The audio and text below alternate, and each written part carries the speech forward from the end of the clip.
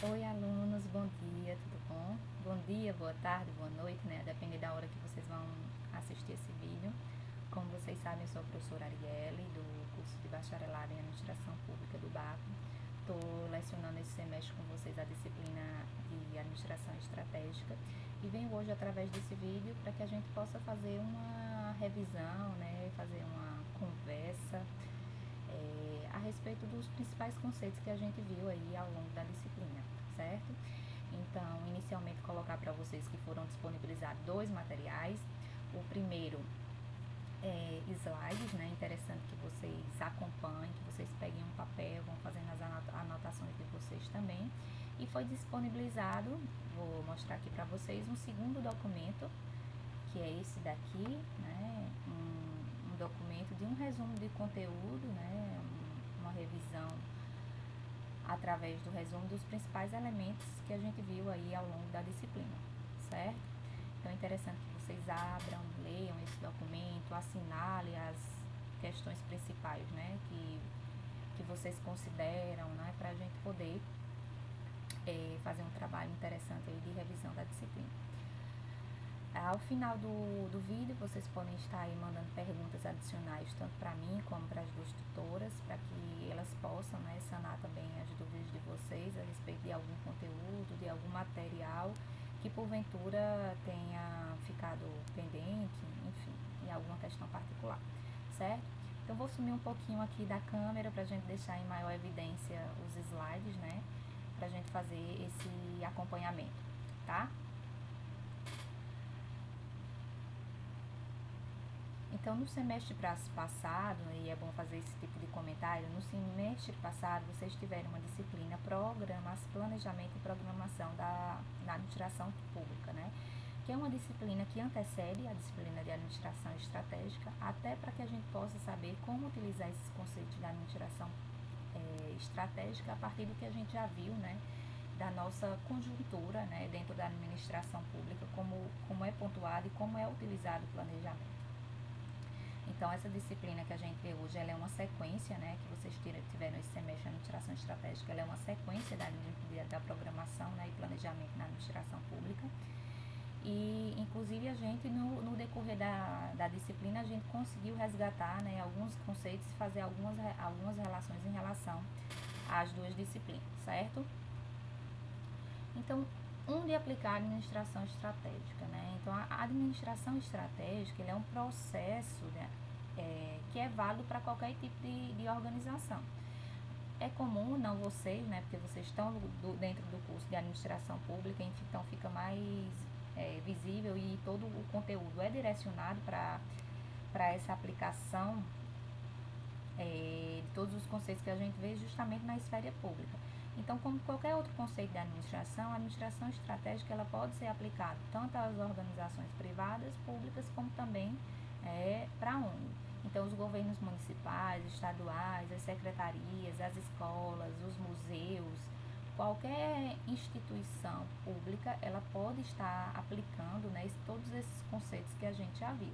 Algumas já possuem, né, como os propósitos organizacionais, é difícil, ou espero ser difícil que uma organização já não tenha definido, mas em algum momento é necessário revisá-los, né, e redefini-los de acordo com as mudanças ambientais ou de acordo com o propósito que a organização tenha para determinado período.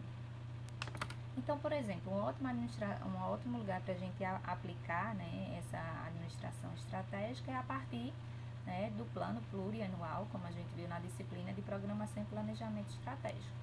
Então, lá podem ser desenvolvidas as estratégias, ações, projetos em que a gente possa ver esses conceitos da administração estratégica tendo efetividade, né, para valorizar o público, para gerar eficiência, para reduzir custos, entre outros aspectos. Então, as disciplinas elas estão completamente relacionadas, certo?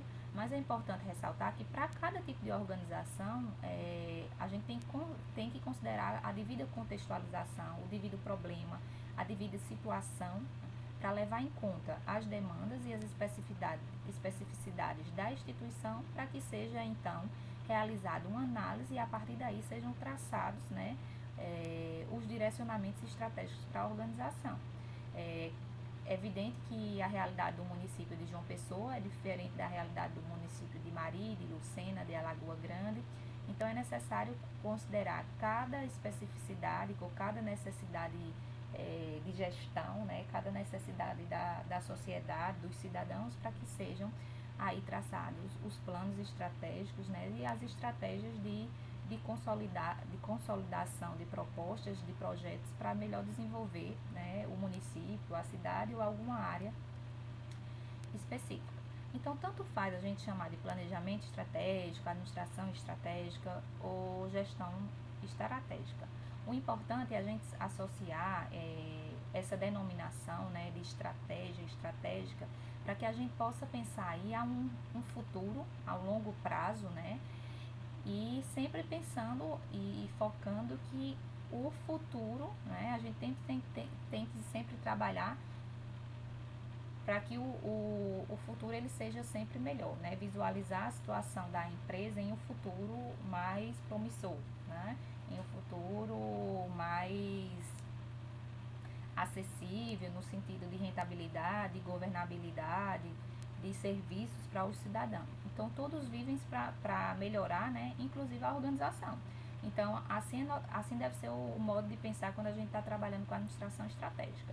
Se a gente consegue visualizar nosso caminho no futuro, sempre a gente, né, e quando é criança é muito comum a gente falar, o que é que você quer ser no futuro? É esse caminhar ou essa pergunta-chave dentro dos conceitos, né, e dentro de uma gestão estratégica. Imaginar a organização em um futuro, né, e se é um futuro não necessariamente é daqui a 4 meses, né, tem que ser quando a gente trabalha com estratégia, a gente sabe que essas decisões, elas podem envolver longo prazo, né, como o próprio período, né, de gestão, das gestões que a gente tem no Brasil são de 4 anos, então porque é um período considerável que dá para realmente aplicar algumas ações, né, com efetividade, certo?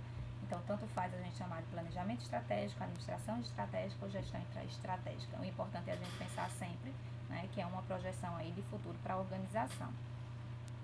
Então, o planejamento estratégico é justamente a formulação sistemática de estratégias, de ações, né, de caminhos e a escolha da melhor ação no momento certo para que a organização ela consiga colocar em prática determinados aspectos que foram traçados para o caminhar. E aí, como eu falei anteriormente, muitos desses aspectos eles são traçados já no plano plurianual, né? São definidos a priori nos orçamentos participativos, que é colocado para a população e que é obrigação do gestor dar continuidade. Não sei se vocês lembram, né? Mas sempre essas ferramentas, né, de programação públicas, elas são ferramentas que elas saem de um governo e chegam até o outro. Então elas têm validade. Um governo que porventura entrar agora, ele tem pelo menos um ano para executar, dar continuidade à execução, né, do ano anterior, justamente para evitar a questão de descontinuidade na administração pública, certo?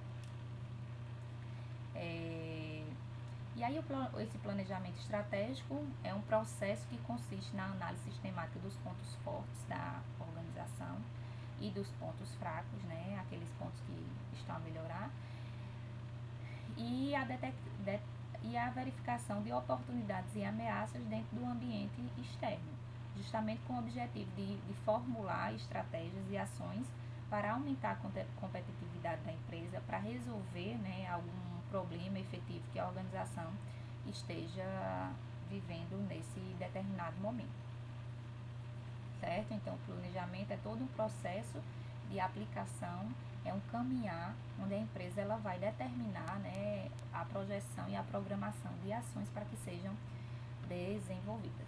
Então, esse processo estratégico nas organizações públicas, como a gente também viu na disciplina de programação, ele levou um certo período de tempo, né, para ele se configurar. Nem acho que podemos dizer ainda que está configurado, né, acho que muitas organizações ainda não desenvolvem, as privadas também, né, as ONG, enfim. Então, as públicas, elas também têm ainda muito deficiência nesse processo de planejamento estratégico, né, e a gente encontra, né, algumas dificuldades, como as matérias que a gente colocou para vocês durante a disciplina, de hospitais tendo que fechar, ineficiência em planejamento de eventos públicos, né, de grandes eventos como as Olimpíadas e a Copa do Mundo que aconteceram aqui no Brasil, certo? Então, nas organizações públicas, quando esse planejamento ele não é desenvolvido, ele não é implementado, ele sequer é planejado, né, a gente tem um grau, né, de interferência bem maior na questão da sociedade. Porque, como nós sabemos, as organizações públicas, elas oferecem serviços públicos que são essenciais para toda a população e no qual a maioria, né, das pessoas elas não conseguem viver de forma digna, com qualidade de vida, se não existir esses serviços. Então, caso se instale a incompetência administrativa, né, a situação dentro de o não exercimento, né, o não desenvolvimento de um processo estratégico, no critério público, ele é uma situação ainda mais preocupante, né? Afinal, não se pode fechar simplesmente uma organização pública tão facilmente, pois ela existe justamente com o propósito de servir, né, de prestar um serviço que é essencial, né, para a comunidade. Então, simplesmente não dá, por exemplo, na cidade de Mari, na cidade de Lucena, só tem um hospital, ou uma universidade, ou uma escola, ou um museu, simplesmente fechar as portas e a sociedade ela vai ficar desamparada de que forma, né? Então, caso a gente detecte esse processo de incompetência na gestão pública, é realmente uma grande perca, né, para a sociedade, e muitas vezes uma perca que diz realmente ou que diminui a qualidade de vida das pessoas, certo? Então, o não desenvolvimento desse processo, ele traz prejuízo realmente de grandes impactos para a sociedade.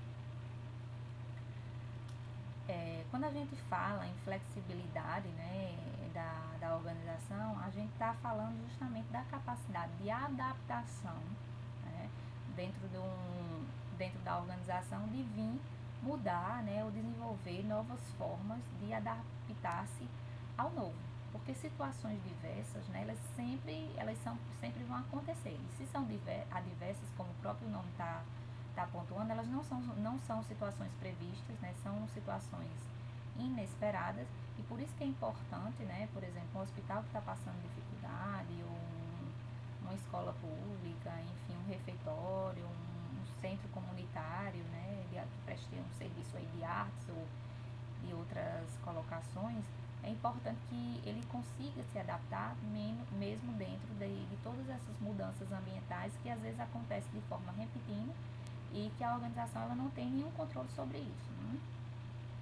Então, quando a gente fala de flexibilidade organizacional dentro do planejamento, a gente fala justamente da agilidade da empresa, dela conseguir se adaptar-se. Vamos pensar aí na construção, né, que um órgão do governo que trabalha aí com rodagens, com estradas, como o DR, por exemplo, ele esteja aí a desenvolver algumas estradas, algumas rodovias, e aí acontece vamos supor, uma grande enchente, né? E aí metade do serviço que estava acontecendo tem que parar, houve perca de recursos, entre outras questões. Então, assim, é importante que a organização ela tenha uma certa agilidade, né, de contornar a situação. E essa agilidade, né, ou essa flexibilidade, a gente vê um pouco amarrada ainda no serviço público. A gente vê que uma organização privada ela reage muito mais rápido, né, a determinadas demandas e situações do que as instituições governamentais, né? Certo? E aí eu botei uma chavezinha, né, para descontrair.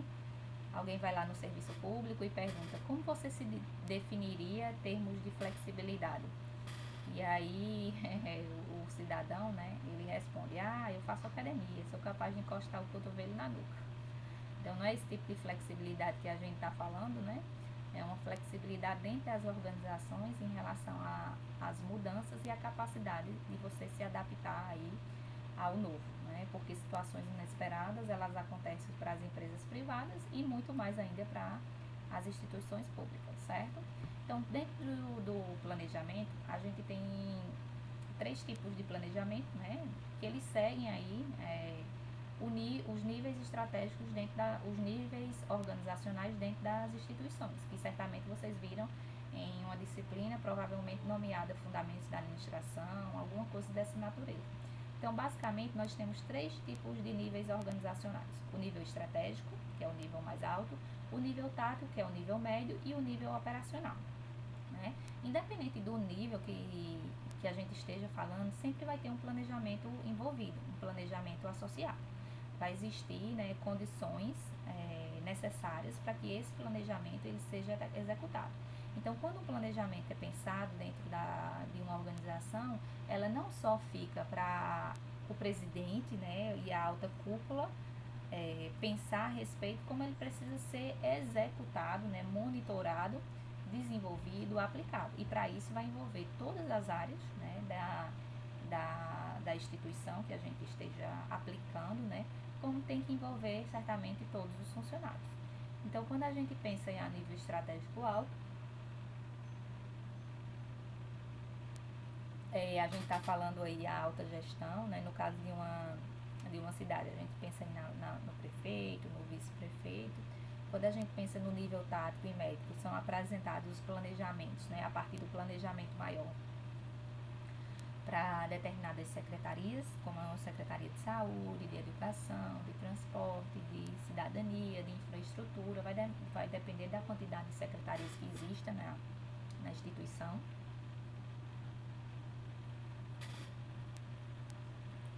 E aí, a nível operacionais, são apresentados os planos operacionais, que vão ser aquele conjunto de ações, de projetos a serem desenvolvidos pelas pessoas envolvidas em cada setor, se for uma organização privada, ou em cada secretaria, em cada associação, em cada órgão, em cada autarquia que pertence, né, àquela constituição. Certo? Então, independente do planejamento estratégico, ele não só é pensado ele é pensado pela alta cúpula, melhor explicando, mas para cada nível da organização a gente vai ter também aí um planejamento, né, para ser desenvolvido e para ser executado. O processo de planejamento estratégico, como vocês podem ver nessa figura, ele tem 3 momentos principais, né? O primeiro momento, que é o momento de diagnóstico estratégico, que a gente vai estudar daqui a pouquinho mais profundamente. A gente tem o momento 2, que é o planejamento propriamente dito, né? Quando vocês vão colocar as etapas do planejamento em desenvolvimento, vão ser elaboradas. E o momento 3, que é o momento de implantação, acompanhamento e controle do planejamento, onde vai ser feito justamente essa questão do controle e da execução do mesmo. Então, o momento 1, o 2 e o momento 3, como a gente, né, visualizou. O momento 1 é o momento de decidir se é necessário, né, se aquela instituição, se aquela organização, ela vai de fato mesmo empreender esforços para realizar um planejamento estratégico. Em alguns momentos, né, pode não ser o momento mais apropriado, porque a intenção de você se envolver no processo de planejamento, você vai envolver, como a gente viu, os 3 níveis da organização, vai demandar tempo, vai demandar recursos.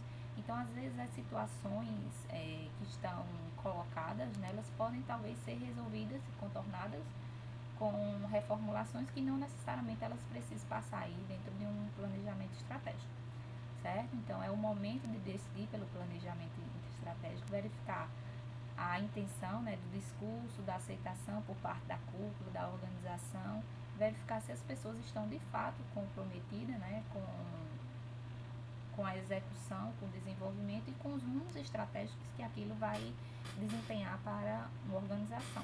Não adianta, ou então é mais esforço perdido ainda, é mais trabalho e mais recursos, como eu coloquei agora há pouco. Você pensar, né, fazer no papel o planejamento e sequer, né, ele ser desenvolvido, que a gente também sabe que isso daí acontece bastante. Quando a gente pensar na execução e em planejamentos estratégicos dentro das organizações públicas, a gente pode pensar muito por projetos, né? Porque algumas vezes eles não vêm denominados com essa nomenclatura, né? Planejamento estratégico, mas são projetos, né, que são desenvolvidos com estratégias, com ações, com os objetivos a serem, né, alcançados. Então, a gente pode também fazer um pouco dessa associação, certo? E aí existe o diagnóstico, né? A gente vai desenvolver um planejamento estratégico para resolver determinada situação, sim ou não. Se sim, a empresa vai dar o segmento, né? Vai passar para o segundo momento, que é o momento da sensibilização e do envolvimento inicial dos funcionários, onde vai ser realizada a declaração de valores de missão e visão, determinados fatores críticos de sucesso da organização, análise interna e interna, né, as questões estratégicas a serem pontuadas, as estratégias e as ações, né, a serem aí desenvolvidas.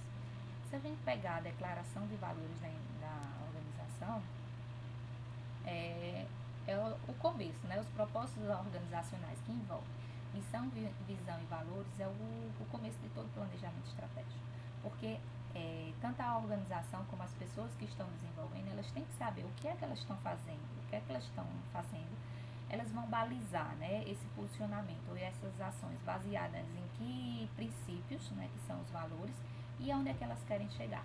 Então, esses três elementos, né, juntos, eles dão um direcionamento do que a empresa é, do que ela oferece, do que é que ela ser e com base em que elas vão ser efetivadas. Então, os valores são crenças, princípios, políticas, filosofia e ideologia da organização. Então, são elementos nos quais acreditamos que servem para que os membros da organização, né, na sua totalidade, eles se comportem de determinada maneira de agir a partir desses aspectos que são pontuados. Para vocês terem ideia, recentemente eu estava assistindo uma entrevista, né, sobre o presidente da Natura. E aí ele estava, vou até disponibilizar o link para vocês, porque é bem interessante a matéria, certo? Não a matéria em si, mas é uma entrevista, né, uma participação em um evento. E ele fala em um determinado momento que ele deixou de entrar na China, né? Então, assim, a Natura ainda não entrou na China, porque lá eles podem fazer teste em animais e eles não concordam, né, com essa postura. Então, eles não entraram lá no mercado chinês, que é um mercado bastante promissor, está aí entre os 3 maiores mercados consumidores do mundo, e eles não entraram simplesmente porque as políticas de lá em relação aos animais não está, né, em acordo com as políticas internas de valores da Natura, a declaração de valores na Natura, como, por exemplo, respeitar a natureza no seu sentido mais amplo, né, tanto as plantas como também os animais. Então, a depender da organização, isso pode ser essencial. Isso limita para onde isso direciona, melhor falando, onde a organização ela vai atuar. Aí eu coloquei aqui um exemplo, né, da Caixa Econômica e vou ler só um dos valores que a Caixa coloca. Então, equilíbrio financeiro com todos os negócios, conduta ética pautada exclusivamente nos valores da sociedade e respeito e valorização do ser humano. Então, esses são os exemplos de uma instituição aí que está relacionada, né, com o público, da forma com que ela trabalha. A missão é a razão de ser da organização. Se a missão não está bem definida, como é que as pessoas vão saber o que oferecer da empresa e o que a empresa deve de fato aí estar ofertando? Então, a missão ela visa comunicar tanto para os funcionários como externamente, né, qual é o propósito do seu negócio, o que é que ele faz, o que é que ele desenvolve, o que é que a gente vende, o que é que a gente oferece. Não, a gente oferece saúde de qualidade. Então, se o hospital, independente do público, né, do público no sentido de pessoas, né, que venham nos procurar. Então, qual é aí, né, os funcionários eles têm que estar sabendo da missão da organização, até para que eles possam trabalhar no sentido de ajudar essa organização, né, a empreender, né, tal feito. E aí, como utilizando o mesmo exemplo da Caixa, eles pontuam que a missão é promover a melhoria contínua na qualidade da vida e da sociedade,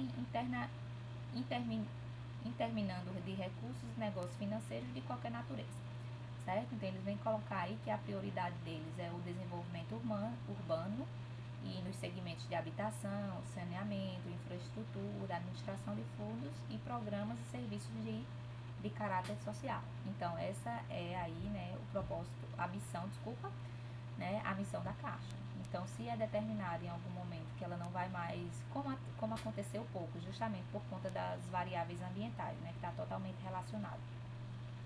A gente teve uma redução, né, da oportunidade de financiamento, um aumento de juros. Então, a missão da Caixa ela fica um pouco sufocada, né? A empresa fica sem poder trabalhar da forma com que ela realmente gosta, do que ela realmente diz que é a razão de ser dela, porque em algum momento pode acontecer aí as variáveis ambientais, como a gente vai ver daqui a pouquinho, né? As ameaças que surgem e as empresas aí elas têm que ter o que é aquele conceito que eu falei anteriormente, a flexibilidade para tentar, né, se reprojetar ou se realocar mesmo diante dessas dificuldades. Sobre a visão é uma imagem compartilhada daqui que os gestores da organização eles querem que ela seja ou venha a ser no futuro. Então as pessoas elas têm que trabalhar sabendo o que é que estão buscando, né? Buscando um futuro mais próspero, né? Um futuro longo, onde vai existir várias etapas anteriores para aquela visão de futuro, né? Que a organização deseja. Aquela velha pergunta que a gente faz quando você quer ser criança, o que é que você quer ser no futuro? Então isso corresponde à visão da organização, né? Você vai exercer, né, através de palavras, e sempre são palavras com o verbo no infinitivo, vai mostrar qual a transição, qual a projeção de futuro que a empresa, né, ela oferece. E aí, como a gente está falando em futuro, em visão, a gente precisa aí de um horizonte temporal, né, no qual as organizações elas precisam para realizar sua visão.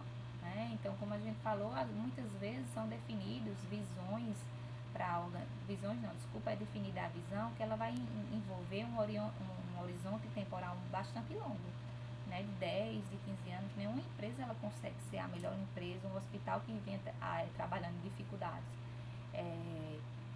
Ele não vai conseguir reformular todo, né, seu projeto de estrutura de maneira rápida. Ele vai precisar aí de um recorte temporal bastante significativo para o desenvolvimento aí da instituição.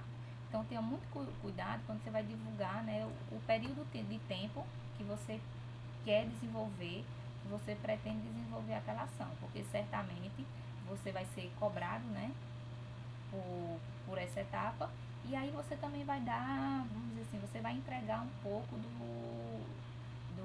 do seu negócio para outras organizações, né? Então, cuidado ao divulgar o horizonte estratégico, pois você vai mexer com o comportamento das organizações que estão, né, com você no mercado.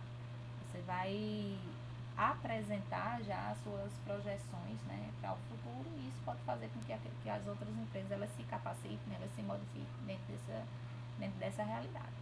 Dentro das organizações públicas, a gente não tem tanto esse problema, acho que isso é mais voltado para o conceito de organização privada, porque a gente não tem essa preocupação tão intensa, vamos dizer assim, com a concorrência ou com a competitividade entre as pessoas, né, entre as organizações, já que a gente tem aí um mercado já, vamos dizer assim, estabelecido e definido.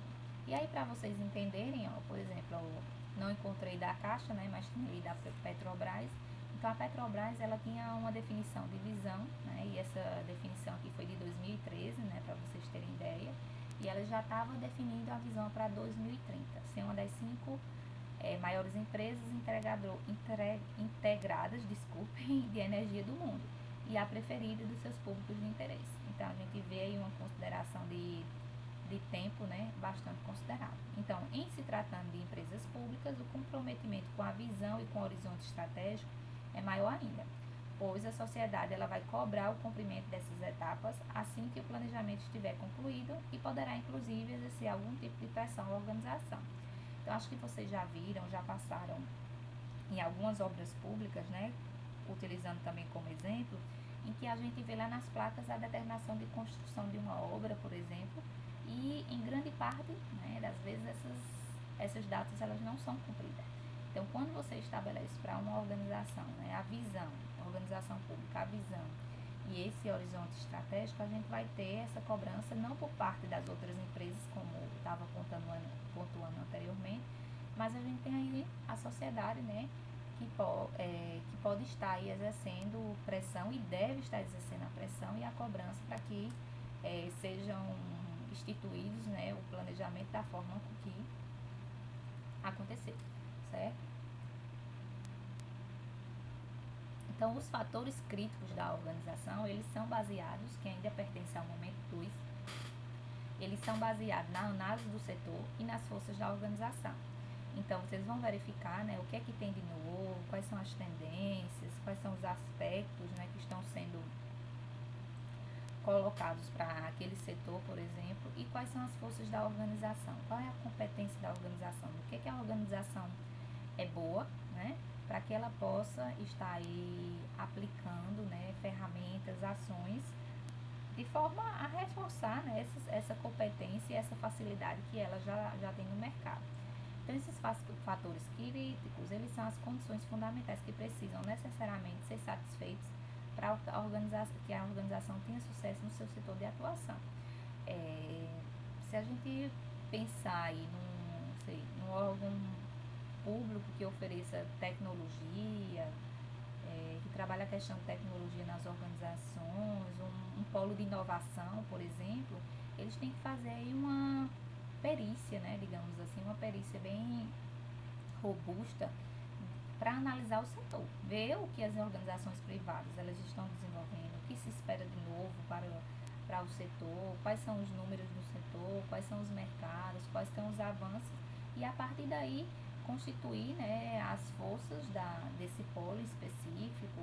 Não, nossa força são as pessoas, né, nossa tecnologia ainda não está tão moderna, mas ela buscar aí esses elementos para que possam ser trabalhados, né, para que a organização, essa instituição ou esse órgão, ele tenha de fato aí sucesso. Então, apontar uma análise do setor e unir com as forças da organização. No caso da Petrobras, né, que foi o exemplo que eu utilizei anterior, então a gente vê aí, ó, voltando aqui rapidinho, a gente vê a análise do setor, produção líquida, né, funcionários altamente capacitados, novas fontes de extração, produção limpa, competência tecnológica, desenvolvimento sustentável e novas fontes de extração. Então, isso seria a análise do setor. Funcionários altamente capacitados, a gente pode mencionar como uma força da organização, única empresa a extrair pré-sal no Brasil, né, que isso até recentemente agora, né, foi derrubado, né, enfim, não vou entrar no assunto, mas isso foi votado agora há pouco, né, pela Câmara, pelo Congresso, desculpe, uma das maiores produtoras do mundo e a maior de capital aberto. Então, a gente tem aí pelo menos, né, 4 elementos atribuídos à força da organização e pelo menos 4 de análise do setor. Então, cabe à organização a exercer, né, unir essas forças para estar aí aplicando, né, em prol do seu funcionamento.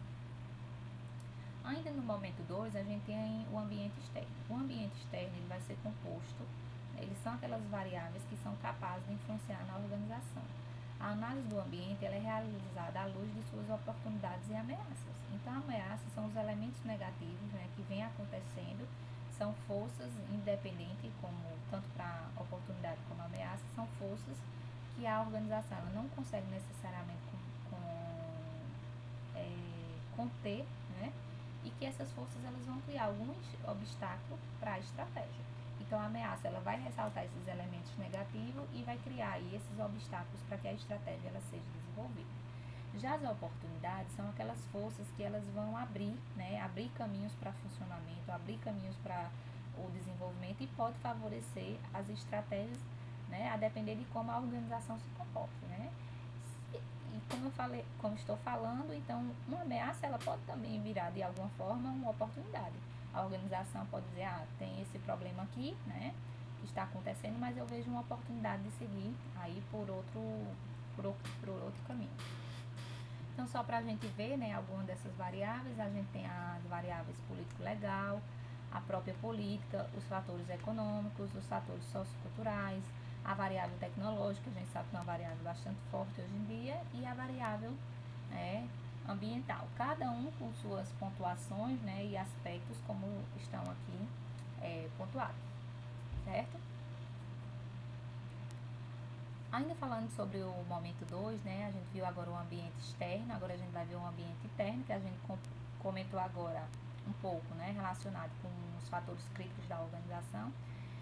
Então, a organização ela deve analisar justamente seus pontos fortes e fracos, no sentido dos fracos, né, exercer uma melhoria contínua, e os fortes, aperfeiçoar e trabalhar em cima dessas competências ou essas habilidades para desenvolver o planejamento estratégico, verificar no que a empresa já é boa, né, e o que é que falta desenvolver. Então, fortes são as características ou os recursos que estão disponíveis na organização, que vai facilitar para que a estratégia ela seja desenvolvida, e fracos são as características ou as limitações da organização que, porventura, elas vão dificultar o acesso à execução aí, né, das estratégias. Então, assim, quais seriam? A gente viu lá pontuado no caso da Petrobras, que os pontos fortes seria uma das únicas que atua no Brasil, tem a maior capital aberto, então é um ponto forte da empresa. Os funcionários capacitados, certamente lá tem alguns pontos fracos que vai dificultar para que aquela visão que foi definida de 2030, dela ser a quinta do mundo, né, e ser a preferida, ela seja ela tem uma dificuldade de execução, né? Então precisa ser verificado aí, no caso, esses pontos fracos para que eles possam ser corrigidos, né, e não venham atrapalhar aí a estratégia. Então, a análise SWOT, como também foi pedido para vocês desenvolver a atividade, é só justamente unir a análise do ambiente interno e aí a composição do ambiente externo. Por fim, a gente tem aí o momento 3, né, que é composto de algumas etapas, né, e as principais etapas do momento 3, o momento 3 é um momento no qual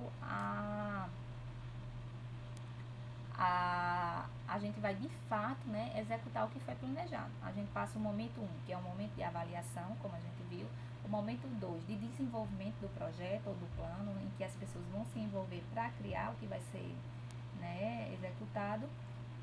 E o momento 3 é justamente a implementação, o acompanhamento e o controle da execução do planejamento estratégico. Nesse momento, você adota na prática tudo que pensou no momento 2, né? Então, no momento 3, as pessoas vão realmente, de fato, executar aquelas ações que foi pensada, né? De que forma elas vão trabalhar para atingir aí aquela visão ou aquela missão que já foi definida anteriormente. Depois da implementação, se faz necessário o acompanhamento do planejamento, né, das etapas, para que elas sejam aí executadas uma a uma, né, com responsabilidade, né, com de fato o envolvimento e comprometimento que foi feito. Em caso, né, do não desenvolvimento dessa implementação, né, da forma que foi planejado, é o momento em que as partes envolvidas elas devem revisar o que foi planejado e o que foi implementado de fato, para que se tenha aí um controle de execução, né, dentro da proposta do planejamento estratégico, certo? Então, essa é a terceira, né, e última etapa que envolve aí a questão do planejamento estratégico. Então, na implementação, como a gente viu, a organização ela deve criar nesse modelo uma equipe, né, que terá a responsabilidade de implementar o plano em si, vai acompanhar e avaliar e ainda resolver possíveis problemas ou situações que venham aparecer, né, ou venham enfrentar no momento da implementação. Então, você tem aí a estratégia pretendida, né, a estratégia que foi deliberada para a execução, e a estratégia que foi realizada. A partir do momento que você tem a estratégia que foi realizada, você vai verificar de fato o que não foi realizado, né, Só um minuto. Perdoem, pessoal. Vocês vão verificar o que não foi realizado da estratégia e vão corrigir, né, de fato, né, que a estratégia ela fique mais próxima de tudo que foi planejado, né, porque foi planejado o projeto pensando no atendimento de determinados aspectos, né, e isso só de fato pode acontecer se as etapas e ações definidas elas forem aí desenvolvidas. O acompanhamento e o controle é quando a equipe ela vai acompanhar, né, e controlar cada ação, né, criar uma sistemática de visita aos responsáveis pelas questões estratégicas, a estratégia e a ação em si, que foi determinada, a fim de verificar, né, o que está sendo efetivamente realizado. Então, verificar quais foram as estratégias que foram definidas, né, quais são as ações, quais são os planos de ações que foram realizados. Estão sendo atendido o quando, né, que foi definido, onde as pessoas envolvidas elas estão de fato realizando, os recursos que foram disponibilizados ou que foram instituídos, né, para a sua implementação, eles estão sendo aí no caso suficiente, certo? Então o acompanhamento, ele como o próprio nome sugere, ele vem trazer pessoas que vão monitorar a execução da estratégia, certo? Então, a priori, né, os comentários centrais do conteúdo que a gente viu, né, foram pontuados, né. Sugiro que vocês, mais uma vez, leiam as anotações que vocês fizeram aí ao longo do curso, né, que traz essas considerações, né, que apresentam aí para vocês os posicionamentos e os principais aspectos da organização. Que vocês venham aí a desenhar, quem sabe, uma proposta de mapa conceitual, um mapa de revisão, para reforçar mais uma vez esses conceitos. Até espero que durante a aula, né, acho que na aula de programação e planejamento eu pedi para vocês fazerem, né, esse desenhar da disciplina, então que vocês possam estar construindo aí no papel um esqueminha, né, um mapa conceitual do que vocês sabem, do que vocês lembram, e depois voltarem ao estudo, né, para que vocês possam aí, né, estar complementando esse material, tá certo? Então, reforçando mais uma vez, a gente tem esse material aqui de apoio e tem também aqui os slides finais, além dos slides que estão pontuados tem os slides que estão pontuados para cada semana, né? Para que vocês possam estudar e, enfim, poder colocar na avaliação, né, o que vocês fizeram nas atividades, o que vocês leram, para que a gente possa aí fechar a disciplina com um resultado positivo, certo? É isso, agradeço mais uma vez esse encontro, né, presencial e online, e que vocês possam estar aí mandando as dúvidas e outras colocações para que a gente possa sanar isso ao longo da semana, tá certo? Pois um bom dia para vocês, uma ótima semana de estudo e é isso.